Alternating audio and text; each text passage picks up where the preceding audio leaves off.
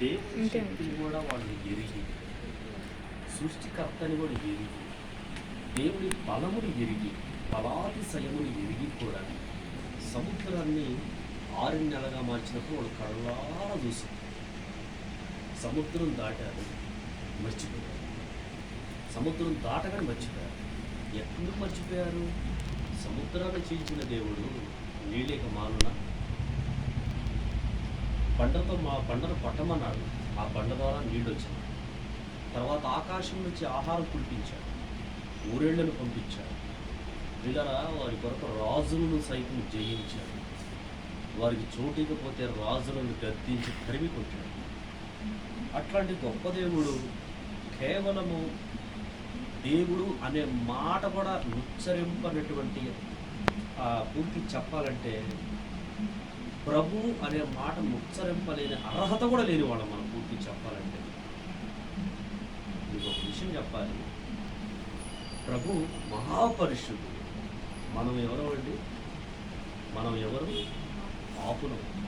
పూర్తి చెప్పాలంటే అసలు మన మన మన ఆయన గురించి, ఆయన మన గురించి ఆలోచించడానికి అసలు మనం ఏ పార్టీ వారు అనేది వాక్యం సెలవిస్తుంది. ఆయనను కనికర సంపన్నుడు, ప్రేమ కలిగిన దేవుడు, మహాస్వరూపి, అత్యంత కృపగల దేవుడు. కనికరపు చొప్పున చూడండి, ఇశ్రాయేలుతో పాటు ఆయన మన కొరకు కూడా ఆయన ప్రాణం పెట్టాడు. దేవుడు స్తోత్రం చెప్పండి ఒకసారి గట్టిగా.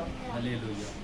దేవుడు ఇశ్రాయేలు కొరకే కాదు, ఒక మాట కనాను స్త్రీ వచ్చి, అయ్యా నా కుమార్తె చావు సిద్ధమైనది, రే సరిగొచ్చా చావు సిద్ధమై ఉన్నది, దయచేసి ఒక్కసారి అవకాశం ఇస్తే నా కుమార్తెను స్వస్థపరచండి అంటే యేసుప్రభు ఏమన్నాడు తెలుసా? అక్కడ యేసుప్రభు ఏమన్నాడు తెలుసా? నశించిన ఇశ్రాయేలు గొర్రెల యొద్దకు తప్ప నేను ఎవరి కొరకు రాలేదన్న. ఆ మాటకు అర్థమైంది. ఆమెలో ఉన్న మనసులో ఉన్న మాటలు కొన్ని విషయాలు బయట పెట్టడానికి ఆయన కొంచెం కఠినం చూపించాడు. కానీ ప్రియులా చూడండి, ఆయనలో ఎంత మాత్రం కఠినం అనేది లేదు, కానీ కనికరమే ఉన్నదని. ఆయన బలిని కోరినవాడు కాదు, కానీ కనికరాన్ని కోరే దేవుడు. కొద్ది క్షణానికి ఆమెను చాలా మార్పు వచ్చింది. చాలా ఎంత మార్పు వచ్చిందంటే, నా కుమార్తెను స్వస్థపరచాలి, తర్వాత అయ్యా నా కుమార్తెను బాగు చేయమని, తర్వాత రొట్టె ముక్కలు తీసి కుక్కలకు ఇవ్వట ఉత్తమ కాదు అని ప్రభువు చెప్పినా కూడా ఆ కుక్కతో సమానమయ్యాను. అర్థమైందా మీకు? ఆ కుక్కతో సమానమయ్యాను అంటే ఇప్పుడు మనం ఎవరు అంటే అన్యజనులు అంటే ఎవరండి? మనం అన్యజనులు అంటే అర్థమైంది. యేసు ప్రభు చెప్పాడు, అక్కడ ఏమన్నాడు? కుక్కలు అన్నాడు. కానీ ఏమేమన్నది? అవునయ్యా కుక్కరేనయ్యా. ఇప్పుడు మనం ఏమనుకోవాలంటే కుక్క అనుకోవాలి. కుక్క అంటే అర్థం ఏంటి తెలుసా? విశ్వాసానికి గుర్తుగా ఉంది. దేని గుర్తుగా ఉంది?